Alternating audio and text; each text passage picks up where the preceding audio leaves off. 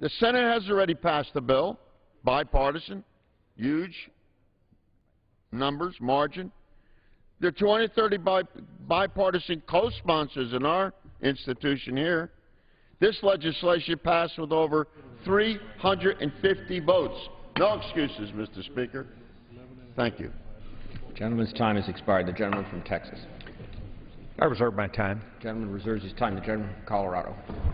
Thank you, Mr. Speaker. I'd like to yield 1 minute to the gentleman from Ohio, Mr. Ryan. The gentleman from Ohio is recognized for 1 minute. I thank the gentleman. I'd just like to build on a point that the gentleman from New Jersey was making. We need investments into our economy. This is an opportunity for us to get private investments into our economy. And the gentleman from California was talking about, 96% of the globe is outside of the United States.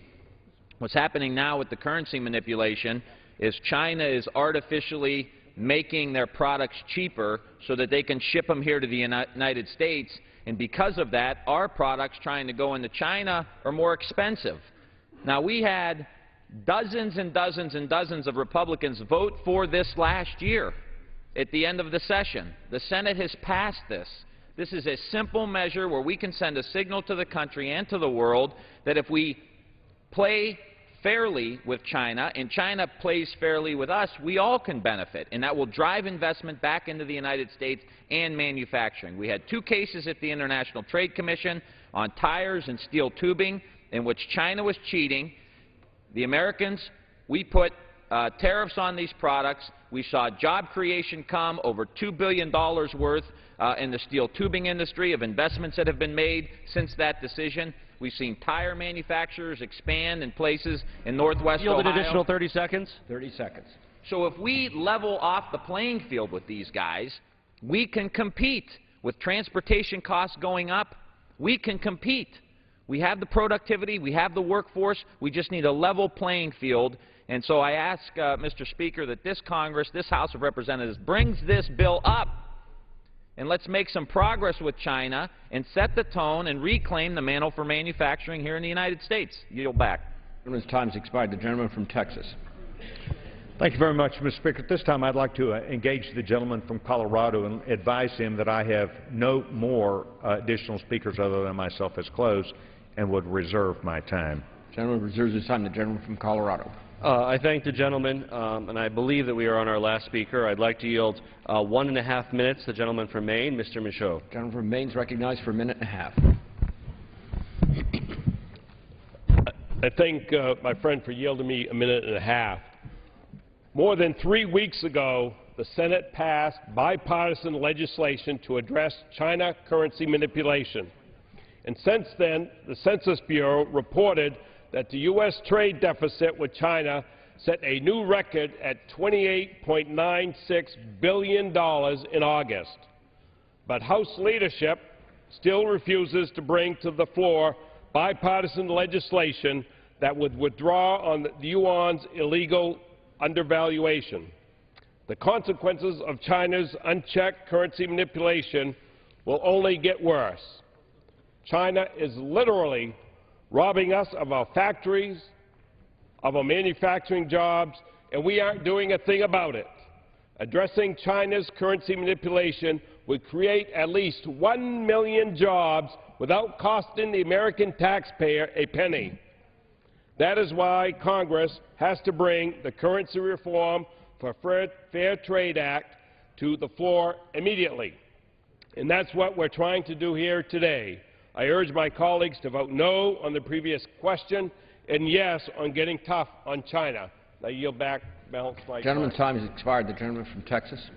Thank you, Mr. Speaker. Mr. Speaker, Congress has an opportunity today to unleash investors and American business for the benefit of capital formation in America for American companies and jobs. Additionally, we have an opportunity, because we have worked so well together, there is joint agreement to ensure the safety and soundness of financial institutions in the United States. With this legislation, reforms to company investor relations are long overdue that would reform the industry to make them better, stronger, to add jobs, may I add. Congress should be doing everything we can do to help economic growth and development, to jumpstart the free enterprise system and put Americans back in work. That happens through capital formation. Growing our economy and slowing federal spending will be the best way to get this government back and with the economy back on track and getting out of rising debt and deficit that is facing this great nation. The underlying bills provide necessary steps today for doing just that. So I applaud my colleagues, the gentleman, Mr. McHenry, the gentleman, Mr. McCarthy, for introducing the bills that we're discussing here today. In particular, I'm proud of my committee, a committee I've served on for 14 years, the Rules Committee, under the leadership of the gentleman from California, Dave Dreyer, for making sure that he saw this bill, the power for investment, capital formation, jobs, but also included ideas from both sides of the aisle equally, if submitted, were given not only consideration but the agreement, the green light, to come on the floor today to make sure that what we did together, to make sure that we speak with a voice that's very powerful about the need for us to ensure that America's greatest days lie in our future through the free enterprise system. So I'm proud of what we have done here today, and I reserve my time. The gentleman reserves his time. The gentleman from Colorado. Thank you, Mr. Speaker. I'll inform the gentleman from Texas we do have one additional speaker emerged, and I would be honored to yield 1.5 minutes to the gentleman from Washington, Mr. McDermott. The gentleman from Washington is recognized for 1.5 minutes. Without objection.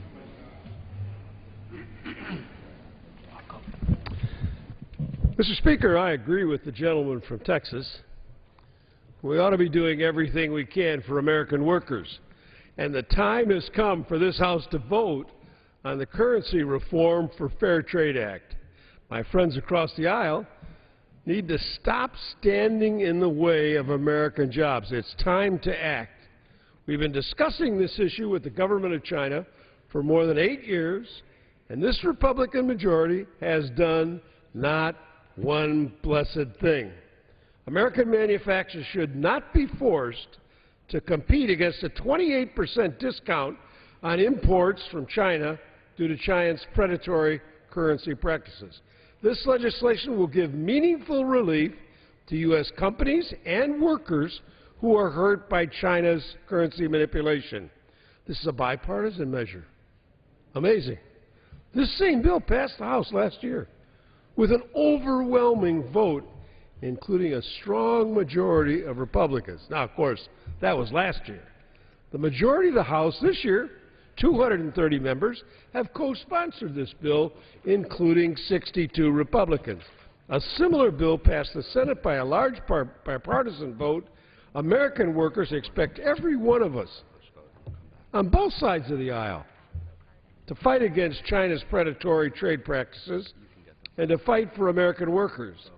The question you have to ask yourself, Mr. Speaker, is how long are we going to have to wait for a jobs bill to come from the Republican side? It seems like it may never happen until after the election of 2012. Time has expired. Gentleman from Texas. Thank you, Mr. Speaker. As I had earlier indicated, I saw the gentleman from Colorado had one more speaker, so I consumed my time, but I'll reserve my time. The gentleman reserves his time. The gentleman from Colorado. Thank you. I yield myself such time as I may consume. Gentleman's recognized. Thank you, Mr. Speaker. The bills before us do something for people of all economic classes in the country. They help working families and the poor, they're good for the middle class, and they're good for millionaires. Let me talk about each group and how it helps. First, millionaires. It gives millionaires more ways to lose their money. Isn't that exciting? Well, previously, again, you not only had to be a millionaire, you had to be a millionaire with the right connections to be networked to a company that's doing a private equity offering, because otherwise you weren't allowed to find out about it. This will put all millionaires on equal footing and give them the opportunity to examine prospectuses on company sites, have them presented to them under the Access to Capital for Job Creators Act, and allow them to squander their money on startups and, of course, occasionally reap a reward as they hope to do. Again, this money that's invested will then create jobs. It'll help fund the companies and get them off the ground, giving millionaires many more ways to lose their money through investing in risky startup companies. What does this do for the middle class? Again, it gives the middle class more ways to risk their money and lose their money as well. Previously, a middle-class family, the average net worth in this country is about $100,000. They were unable to invest in a startup company. They were not accredited investors. They couldn't lose their money that way. They could go to Las Vegas. They could bet it all on number 6. They could lose it all there. They could respond to a full-page ad in a paper and buy gold with all their money. That doesn't create any jobs. But no, they couldn't invest it in their neighbor's startup company. This bill remedies that, limits their losses, allows them to invest 10% of their income. If they make $80,000 a year, they can invest $8,000 in a risky startup company. Again, 9 out of 10 of these are going to go out of business. They'll lose their money. Maybe 1 out of 10, they'll make a lot of money. But this allows middle-class families the same opportunities that millionaires have always had to lose their money. What does it do for working families and American poor? Access to capital. What if you have an idea? What if you don't have any net worth, but you have a great idea? You need to raise $100,000, $300,000, the proverbial better mousetrap. Well, you know what? You might not know any fancy venture capitalists. You might not know a lot of people with money, but you know what this bill allows you to do? It allows you to put that idea up on the Internet and raise money from small investors across the country legally. There was no legal way to do that until this bill passes. There's no legal way for somebody without access to capital to raise capital in small tranches without incurring SEC oversight and having to hire lots of lawyers. This effectively allows working American families to raise money for their ideas by crowdsourcing or raising money over the Internet. From that newly enfranchised middle class that now has the ability to lose their money in new ways, and the millionaires who have always been able to lose their money, but only if they knew the right people.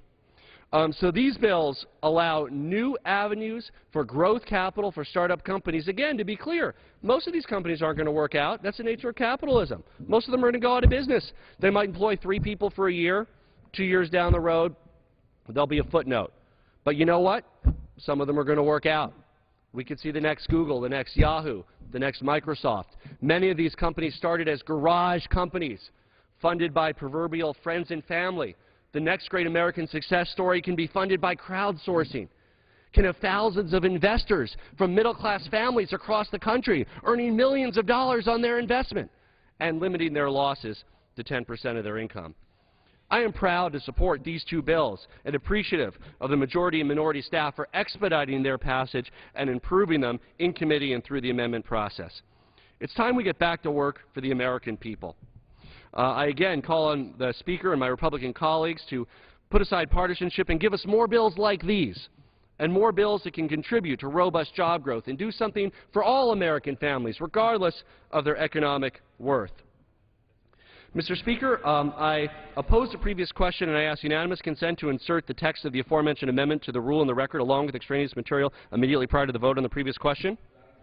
And again, I'd like to point out, I will be opposing the previous question. On the underlying issue, I don't necessarily agree with what some of my colleagues have said with regard to China, and I've voted consistently with that in the last Congress and this Congress. But I do believe that the House should be able to work its will on this important matter to the American people and with regard to international relations. There are bigger fish to fry than giving millionaires more ways to lose their money, than giving middle-class families more ways to lose money, and giving working families access to more capital. But these are important steps forward for capitalism, for capital growth and capital formation, and to create the next generation of great American companies that will lift us from this recession and carry forward the torch of American progress across the world. I'm honored to support both underlying bills. Hope that they move to immediate passage in the Senate as well. And I yield back the balance of my time. Gentleman yields back his time. The gentleman from Texas. Mr. Speaker, it's a rare day when members of the Rules Committee from opposing parties have a chance to do so well with each other on the floor.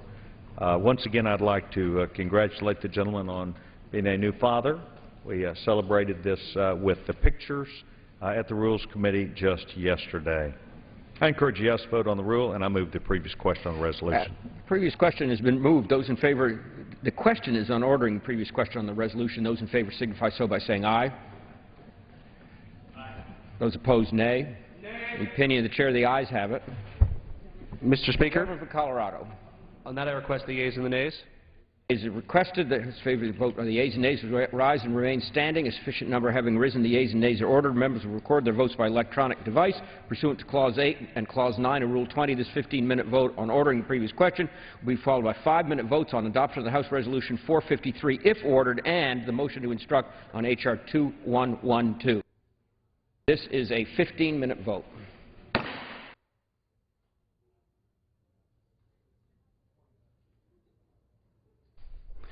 The House today has been debating the rule for a couple of bills dealing with small business. One would remove the regulatory ban that prevents small privately held companies from using ads to solicit investors for private offerings. The other would allow companies to accept and pool securities up to $1 million without registering with the Securities and Exchange Commission, a practice that is called crowdfunding. Looks like a series here of 3 recorded votes, roll call votes. This first one is the previous question on the rule for those 2 small business bills. This previous question, Democrats looking to bring forth the currency manipulation bill. And this is a 15-minute vote. The following 2 votes will be 5-minute votes.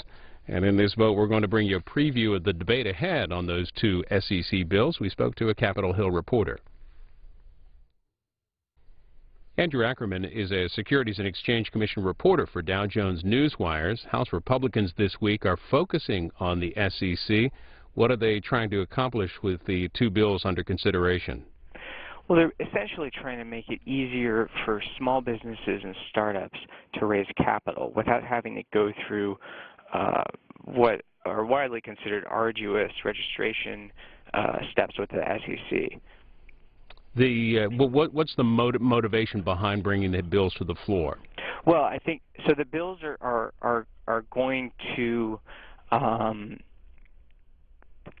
going to clear the House and move into the Senate probably beginning next year. They haven't been introduced there yet, but what they're going to do is they're going to eliminate an SEC rule that makes it difficult for startups to solicit investments from wealthy people. There's a ban on soliciting investments from people who aren't essentially very wealthy, and people say that prevents startups from tapping investments from people who they don't already have relationships with. They may be a little convoluted, but it's called a general solicitation ban. So it's going to repeal that, and then there's a separate bill that will allow for crowdfunding startups. Startups will be able to raise money tapping the internet and social networking sites. People will be able to contribute to these startup ideas, like a new bakery or a new shop, or even a new beer company. That was one of the there's an attempt that a couple of folks were trying to buy Pabst Brewing Company through crowdfunding earlier this year, or rather last year, and the SEC put the kibosh on that because right now you can't collect money from small donations from lots of people in exchange for shares. You can only contribute donations. Well, who are the opponents, and what are their arguments against these bills? To the surprise of many, these 2 provisions are met with widespread bipartisan support. There are some concerns about anti-fraud provisions. The Financial Services Committee, when they took them up last week, took several steps to amend the bills so that there's some investor protections there. State securities regulators are still concerned about the crowdfunding bill because they want to be able to regulate crowdfunded initiatives on the front end. They want to be able to review they want some level of disclosure prior to the solicitation for investments. Lastly, what about the SEC itself? Has it weighed in on these 2 measures? The SEC has essentially told lawmakers that they support these ideas. The SEC is conducting its own separate, wide-ranging review on how to increase access to capital for small businesses, and so that's going on separately. But a lot of the lawmakers want to kind of speed the process up, and the SEC is apparently is okay with that. Andrew Ackerman, Securities and Exchange Commission reporter for Dow Jones Newswires. Thanks for the update. Thank you. And the White House has come out in favor of the crowdfunding bill. They issued yesterday a statement of administration policy in support of the bill, saying that this proposal, which would enable greater flexibility in soliciting relatively small equity investments, grew out of the President's Startup America initiative. First vote on the House floor. This is 15 minutes, a previous question vote. The Democrats calling for the previous question so that they can try to bring up the China currency manipulation bill. This is a 15-minute vote, and the following two will be 5-minute votes, including a vote on the rule itself. Earlier today, Minority Leader Nancy Pelosi held her weekly briefing. She talked about some of the work of the Joint Deficit Reduction Committee, among other issues, and we're going to show you as much of that briefing from earlier today as we can during the remainder of this vote.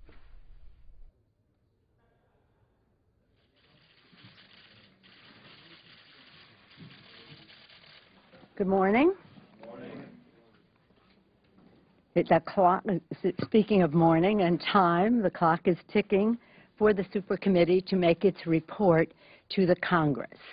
The opportunity that the Supercommittee has is historic, it's urgent, and we are hoping that the committee will take advantage of that opportunity, that it makes the entrepreneurial spirit of America its centerpiece, that jobs and growth are where the focus should be, and then decisions about revenue and savings and the timing of them should spring from how we can create jobs which bring in revenue to the Treasury. Job creation reduces the deficit. We had, as I've said over and over again, we want a plan that is big, bold, and balanced. I think the only way it can be big and bold is if it is balanced. Since the committee has been charged with its work, as you know, the President has put forth his American Jobs Act. Our ranking members of the committee have sent their reports for suggestions to the committee. The American Council on Competitiveness has put forth some of its initiatives on job creation for our country. And House Democrats, as I've told you before, have been engaged in conversations with thousands of small businesses to review the suggestions of the President's American Jobs Act and to hear their suggestions for what they think the Supercommittee can do to support and strengthen and help create many more small businesses in our country, hence our entrepreneurial theme. We think that is essential to reigniting the American dream, to give many more people the opportunity to achieve it. Today, I'm sending a letter to the chairpersons and members of the committee, thanking them for their leadership and their service to our country by the time and energy they have put into this work. And basically, we come down to 5 points of focus that we believe can reduce the deficit, create jobs, honoring the entrepreneurial spirit of America. Jobs, jobs, jobs, jobs. You say, how are you going to create them? We're going to create them in the public sector through the small businesses, the major job creator in our country. In order for that to happen, of course, we have to have a strong public sector, the education of our children, the safety of our communities, and the rest. But our focus on this immediate job creation is the private sector. Make it in America. You've heard that before. We must stop the erosion of the manufacturing, industrial, and technological base. That is happening in our country now, and that is unsustainable. We cannot sustain a manufacturing base at the pace that jobs are going overseas. We're hopeful that we can pull them back. Improve access to credit. For small businesses, this is a very big deal. Provide a trained workforce, access to capital, access to a trained workforce, access to customers. Increasing demand is a very important part of our proposal. And building America's infrastructure. We associate ourselves with the comments of the President yesterday about the need for us to build the infrastructure. Without going into detail on each of them, I call your attention to the provisions in the letter and the appendix that accompanies it as to the specificity of our recommendations. Again, this was labor-intensive for our members.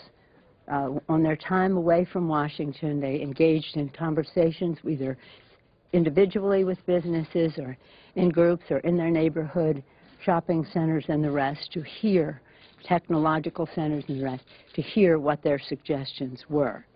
So we're always in touch with our small businesses, but we wanted them to be current in light of the President's proposal and in light of the opportunity that the Super Committee presents. Today we're having another hearing with our small business owners to, again, be immediately current on what they're thinking, on what we have sent to the committee, and what the opportunities are. I was encouraged by the bipartisan letter that was sent yesterday to the committee. Strong bipartisan, large numbers of Democrats and Republicans signing the letter promoting a balanced plan. I think all of this can be helpful. These and other suggestions they may be receiving. Most of the suggestions we have sent them have enjoyed bipartisan support in the past, and that was part of their value. But they may have ideas of their own on how to, again, encourage, enhance the entrepreneurial spirit of America to create jobs and to do so in a way that reduces the deficit as we make more Americans ready to achieve the American dream as we reignite it, which is part of what this is all about.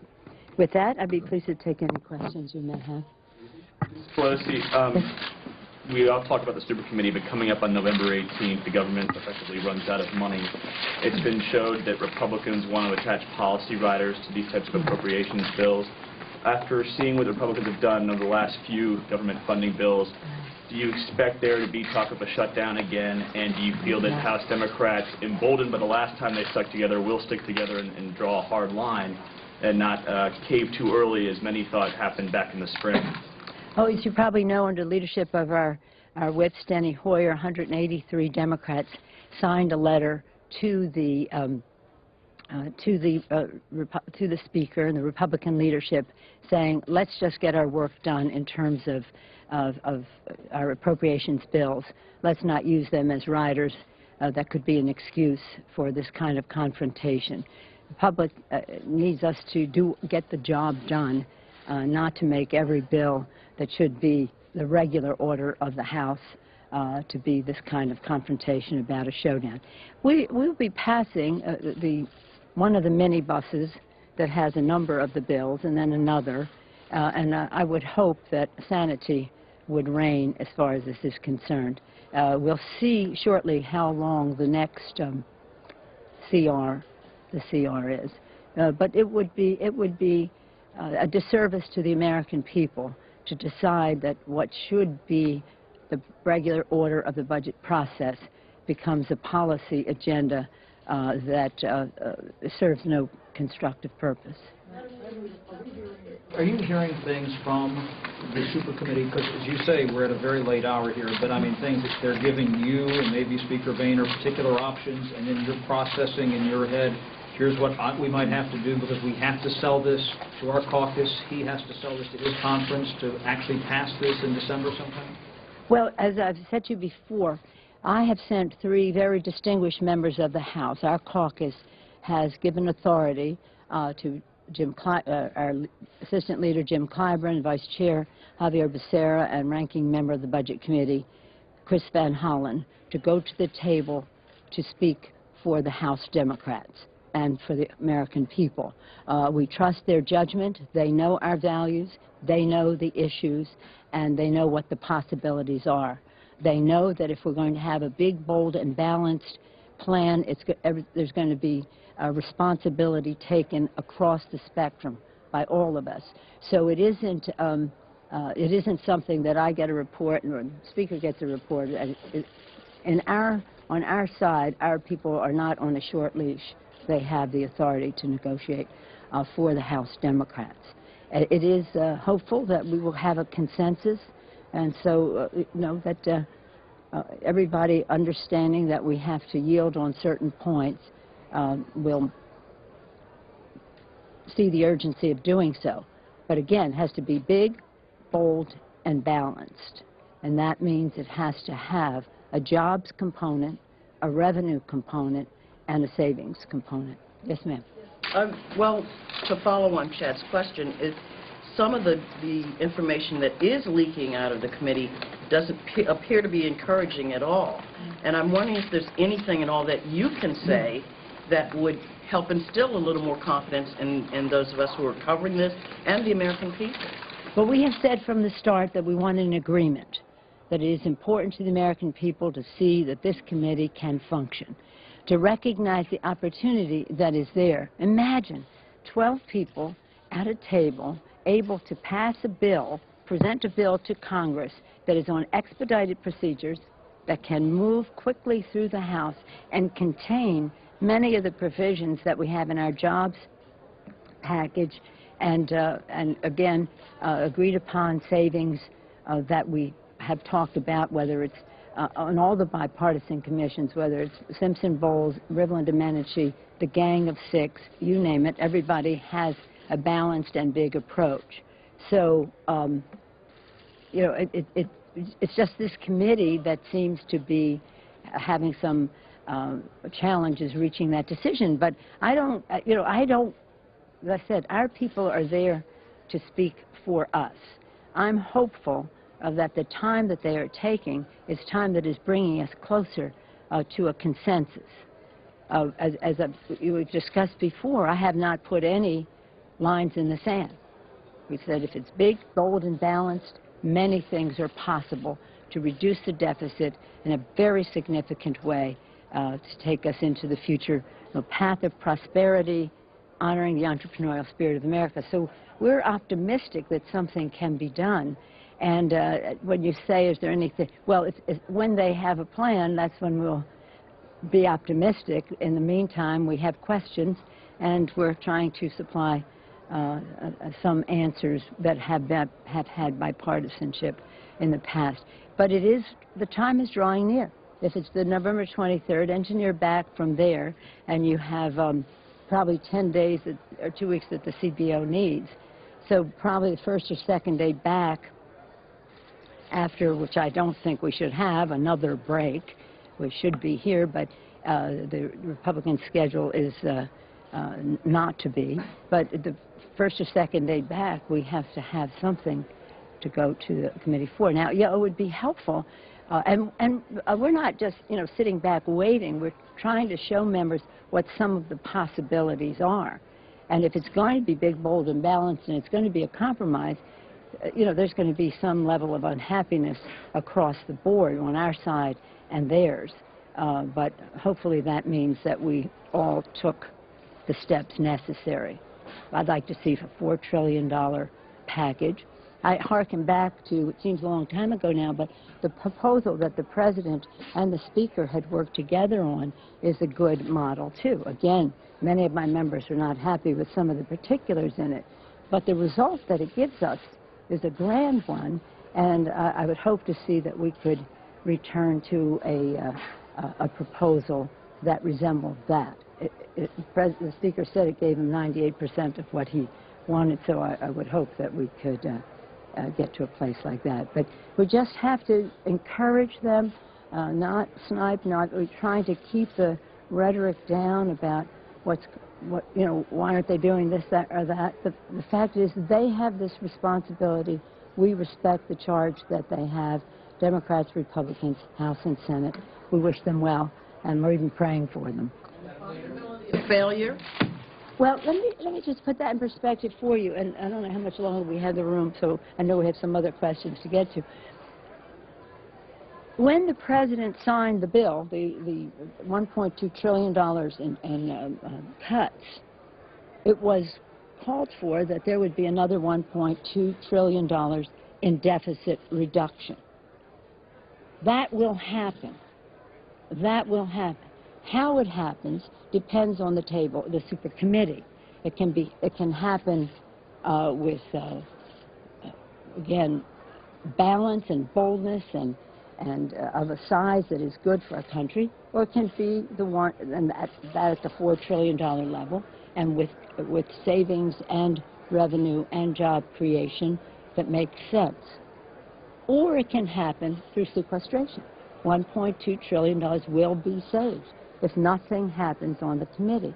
So the $2.5 trillion, by the time you put in the interest, will be achieved. It won't be achieved in the best possible way, but it will be achieved. So passing the bill, and the President signed it, guaranteed that there'd be $2.5 trillion in deficit reduction.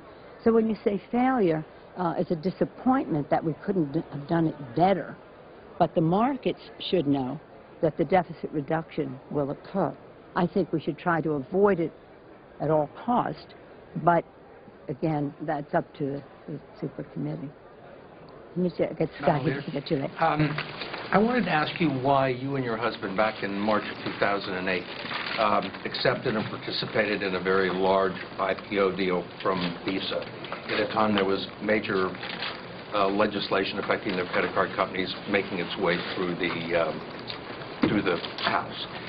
And did you consider that to be a conflict of interest? I don't know what your point is of your question. Is there some point that you want to make with that? Well, I guess what I'm asking is, do you think it's all right for a speaker to accept a very preferential, favorable stock deal? Well, we didn't. At a time, but that isn't the case. When there's major legislation affecting that company in the House? Well, first of all, let me say this. What we're talking about is an industry.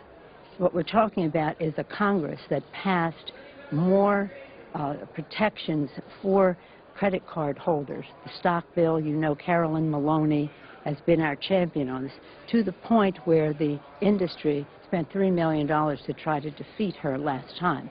So the issue that you're talking about, first of all, what you're contending is not true.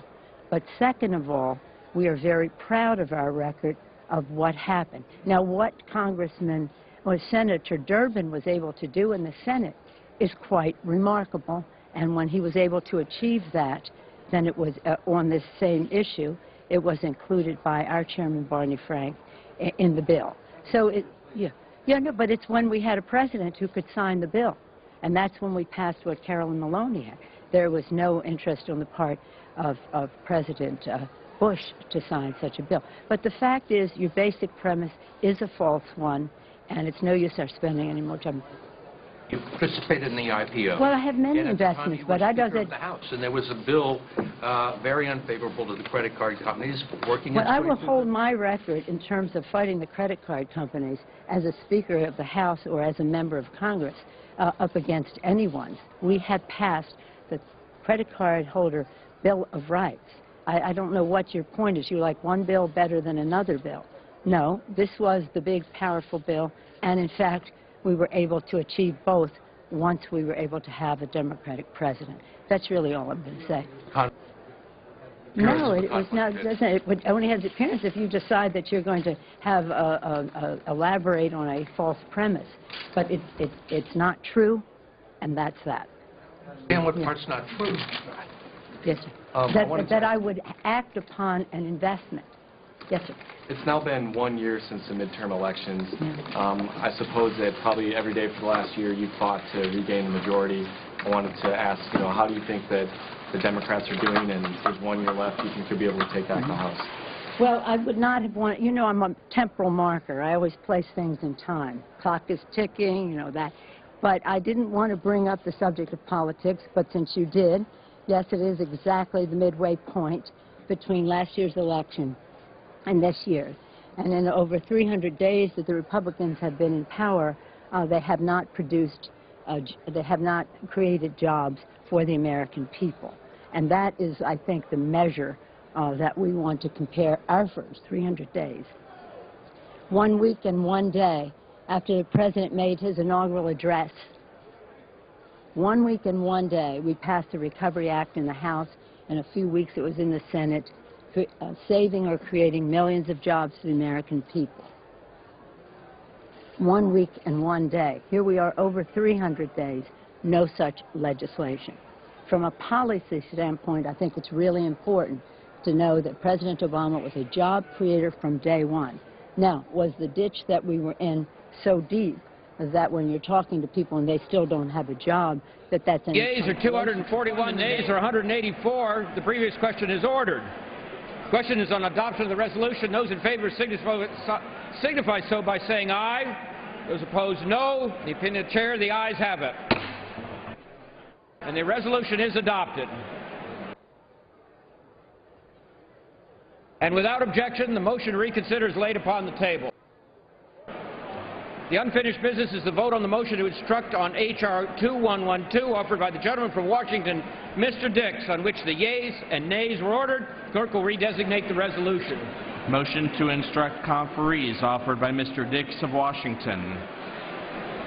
Questions on the motion to instruct? Members will record their votes by electronic device. This will be a 5-minute vote.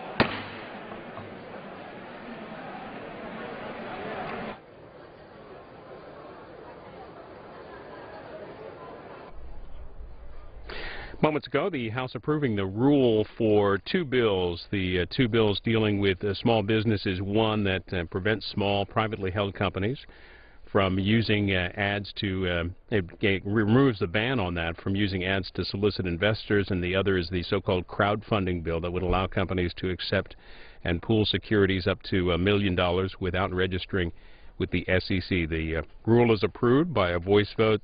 Each bill will get an hour of general debate, and there are several amendments to be considered as well. The House now voting the last in this series of votes on the Democratic motion to instruct conferees. There's a conference committee coming up this afternoon on 2012 spending, and this motion would instruct conferees by Norm Dix of Washington asking conferees to support funding for the Federal Highway Administration to eliminate the backlog of repairs to highways, etc., damaged in presidentially declared disasters. This is a 5-minute vote. So that conference is coming up this afternoon on Capitol Hill. We will cover it live on C-SPAN 3, and we get a preview of what's ahead in that meeting from a Capitol Hill reporter. Kerry Young, staff writer at Congressional Quarterly, joins us. House and Senate appropriators are convening for a conference committee for the first time in a couple of years. What's behind, what took them so long to get back to the table? It's been a difficult year for any really sort of budget work. Difficult, really, couple of years. Underlying this, I mean, there are some real disagreements between Democrats and Republicans about what we spend, how much we spend, and last year the process really just sort of stalled and came off rails. And as people saw, about 6 months into the current or the last budget year, they finally got everything wrapped in a continuing resolution. They sort of punted. So this year they want to do a better job, kind of get back to the older ways to actually go through things more thoroughly, and thus we're seeing finally a conference meeting. And this particular conference this afternoon, what will it focus on? This will be 3 bills. It'll be the Agriculture Bill, the Commerce Justice Science Bill, which includes NASA, and the Transportation HUD Bill. It's considered to be 3 of the less controversial bills. The big arguments between the House and Senate have really been a little bit more about money here than, say, any controversial policies. Well, there has been some talk about some of the controversial policy riders. What are some of those? There have been attempts, and not even so much from on these bills, but let's say on the Interior Environment Bill, which never made it off the House floor. There were a lot of attempts to really kind of either weaken or curb some of the environmental regulations. There will be attempts through the bills funding the Health and Human Services Department, and also, interestingly, through the IRS by Republicans to kind of block parts of the 2010 health overhaul. Those will be the more controversial. Well, the fiscal year 2012 started October 1st, and the government is already operating under temporary funding measure. Where do things stand now? When does the current temporary measure expire, and what happens after that? Sure. The current round of stopgap funding only lasts through November 18th. There had been hope at one point of actually getting all this work done in one big bill, an omnibus, by then, but that's clearly not going to happen. So the expectation in both chambers and both parties is that another round of stopgap funding will be added to this first package of spending laws that they're working on. That'll go through mid to late December and give them time to finish this all up.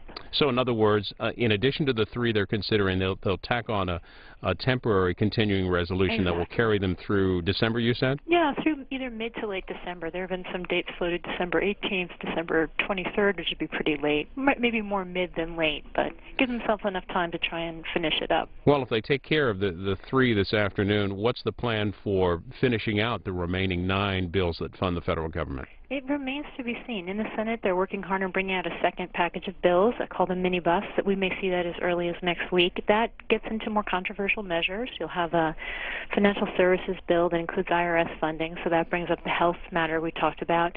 The bill at this point is expected to include the state foreign operations bill, which also opens up the door for some really controversial measures. Kerry Young covering the spending issues in the conference this afternoon on Capitol Hill. She's with Congressional Quarterly. You can read her reporting at CQ.com. Thanks for that update. Thanks. And again, that conference committee meeting is coming up this afternoon at 5 p.m. Eastern. We'll have live coverage on C-SPAN 3. Here on the House floor, the last in a series of a couple of votes, a 5-minute motion to instruct conferees on this afternoon's meeting.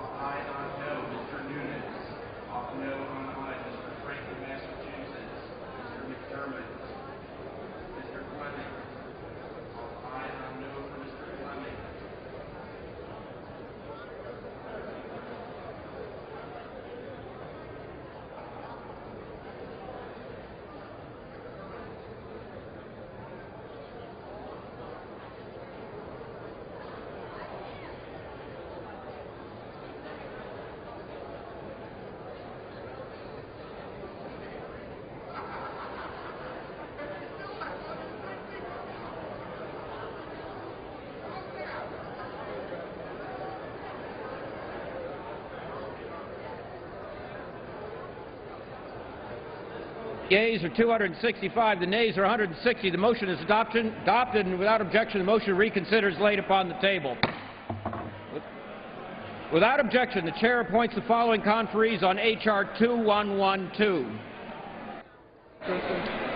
Messrs. Rogers of Kentucky, Young of Florida, Lewis of California, Wolf, Kingston, Latham, Adderholt, Mrs. Emerson, Messrs. Culberson, Carter, Bonner, LaTourette, Dix, Ms. DeLauro, Messrs. Ulver, Pastor of Arizona, Price of North Carolina, Farr, Fatah, Schiff.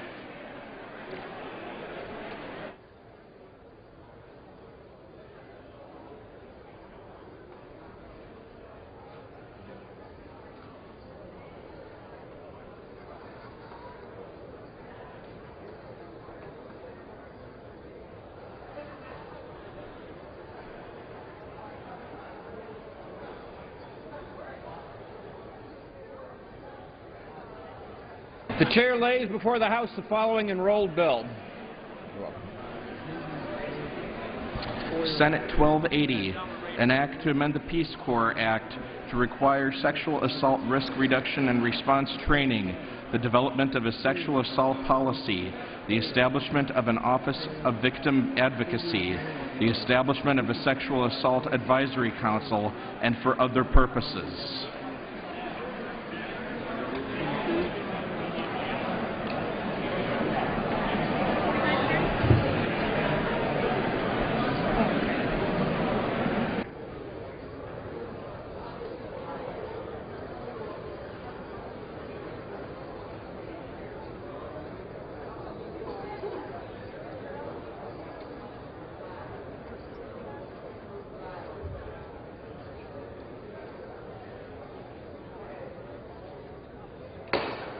Be in order.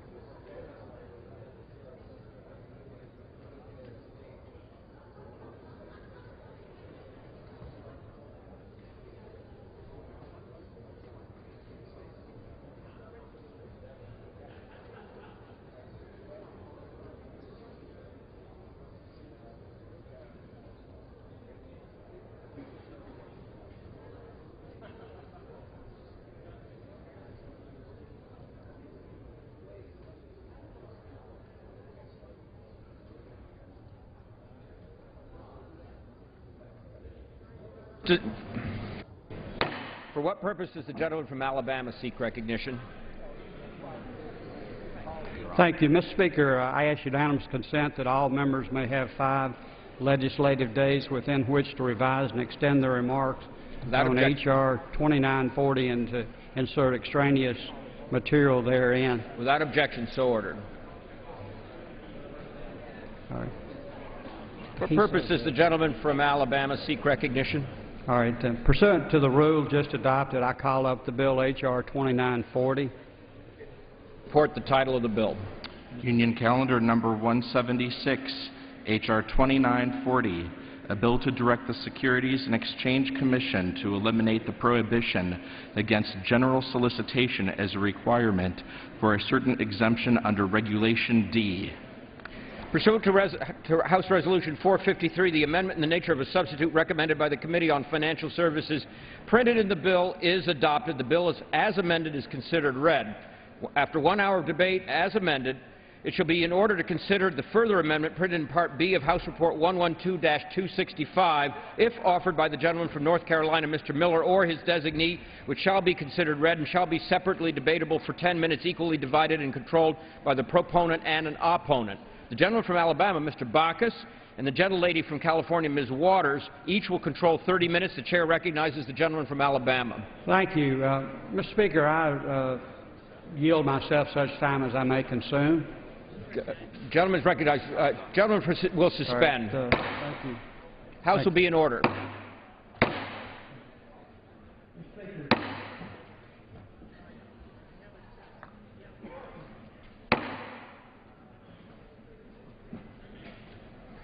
Members, please take their conversations off the floor.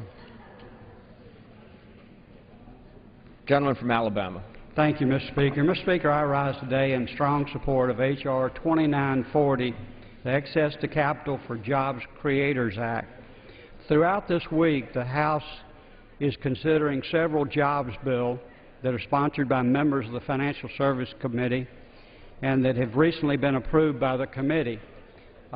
They have been sponsored by both Republicans and Democrats. Yesterday, we passed 2 of those bills overwhelmingly, and today we will consider the other 2. Presently, we're considering H.R. 2940, which was introduced by Mr. McCarthy, a member of the committee and of leadership. What this bill does is creates jobs. It gives entrepreneurs the ability to raise capital, and that capital translates into jobs. The President, in his State of the Union, called on the Congress to create ways, additional ways, alternative ways for entrepreneurs to raise capital. He also called on Congress to address burdensome regulations and restrictions imposed on American businesses who create American jobs. And that's what brings us on the floor today. I received a letter last week from Emanuel Cleaver, a member of our committee who voted in favor of all four of these bills in committee. And this is what he said, and this is, I think, what we're doing today. As we attempt to breach the divide in Congress, I want to share an insightful civility story. Two young boys went to a neighborhood park to have some playtime before their respective mothers called them in for dinner. But upon arriving, a controversy ensued. One boy said, "Let's play on the seesaw." "No," the other replied, "I want to play catch." One boy got on the seesaw, but because no one sat on the other end, he never got off the ground. The other boy threw the ball, but no one threw it back. That sounds a lot like the two sides in Congress. Both sides have come to Washington for the same purpose, but with different priorities. As representatives of the people of the greatest nation on earth, we must be willing to alter one preference in order to acquire another, often resulting in accommodation of both. It was signed by my colleague Emanuel Cleaver, a member of Congress from Kerry. And that's what we're here today. We're here today to set aside our differences and do what the American people have asked us to do, and that's create jobs. I can't think of a better way to create jobs, particularly for small and middle-sized businesses, than Mr. McCarthy's legislation. And I'm happy to report that the Democratic members of the Financial Services overwhelmingly agreed with us. Yesterday, the job numbers came out, and it showed that while large corporations actually lost 1,000 jobs last month, small and medium-sized businesses created 107,000 jobs, 108,000 jobs. And they did that despite what was described as restrictions. The greatest restriction was the lack of capital. There are two ways to obtain funds needed to hire new employees. One is to go to the bank and borrow. And anyone on the Financial Services Committee will tell you that when entrepreneurs go to the bank to get a loan for their business, they're often told, "I'm sorry, it's too risky." There is an alternative to loans, and we all know loans can be hard to come by for new businesses and for small businesses who create almost all the innovation and new jobs in our country. The other way is to attract capital, people willing to invest and have the opportunity to share in the profits and share in the growth of that company, but at the same time willing to take the risk. And that's what Mr. McCarthy's bill does in a nutshell. It makes it easier for people to invest in companies. We've often said that in America, one of the dreams, and we've had a difficult time with this recently, is home ownership. Another is to either own a business or invest in a business that does well. How many of us have thought, "I wish we had invested in Apple. I wish we had invested in Google. I wish we'd gotten on the ground floor"? Mr. McCarthy's bill allows investors to get in on the ground floor without having to spend $200,000 or $300,000 to the Securities Exchange Commission and put their money that they have earned, not the government, to work. And let me say this, when it comes to investing our money, I'll trust individual investors every time over the government. With that, Mr. Speaker, I reserve the balance of my time. Gentleman reserves his time. The gentlelady from California.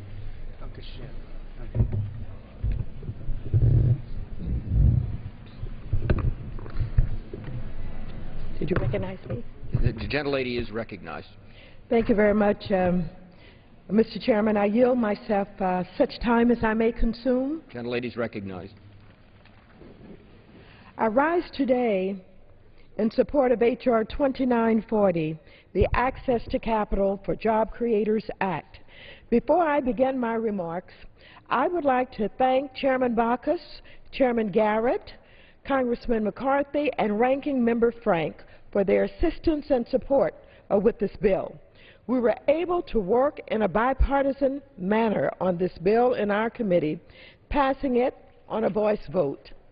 H.R. 2940 amends the Securities Act of 1933 to remove the prohibition on general solicitation or general advertising for offers of securities made under Rule 506 of Regulation D if those securities are only sold to accredited investors. In other words, investors will be able to advertise their private unregistered securities offerings if those securities are only sold to accredited investors. As you know, accredited investors are individuals, companies, or organizations that generally have sophistication needed to make complex financial decisions. These folks are thought to need less protection than average retail investors. Because this lifting of the ban on general solicitation and advertising would only apply when securities were sold to accredited investors, I am sympathetic to the goals of Representative McCarthy's bill. The current ban on general advertising has been interpreted to mean that companies can only raise capital from investors with whom they have had a pre-existing relationship. This requirement would hamper their ability to obtain capital, and it's therefore appropriate to modernize this provision. However, during the hearing on this bill in September, the North American Securities Administrators Association and others noted that one problem with the original bill was that it would be difficult to limit the sale of these securities to only accredited investors when insurers advertise to everyone, particularly since accredited investors were able to self-certify their status. An amendment I offered in subcommittee, which was accepted, directs the SEC to write rules requiring insurers to verify that purchasers are accredited investors. I think this will substantially improve the potential fraud issues identified by the state regulators. Given this improvement, I'd like to offer my support for this legislation. This bill will make it just a bit easier for some companies to raise funds in the private market, enabling them to grow their businesses. But make no mistake, I believe that we still need to pass the American Jobs Act in order to truly get people back to work in this nation. In addition to this small change to enable capital formation, we need to keep teachers, police officers, and firefighters on the job, extend unemployment insurance for laid-off workers, and revitalize neighborhoods devastated by foreclosures. A truly comprehensive approach is needed to get Americans working again, and I hope my colleagues are willing to work with me on passing the Americans Job Act. With that, Mr. Chairman, I reserve the balance.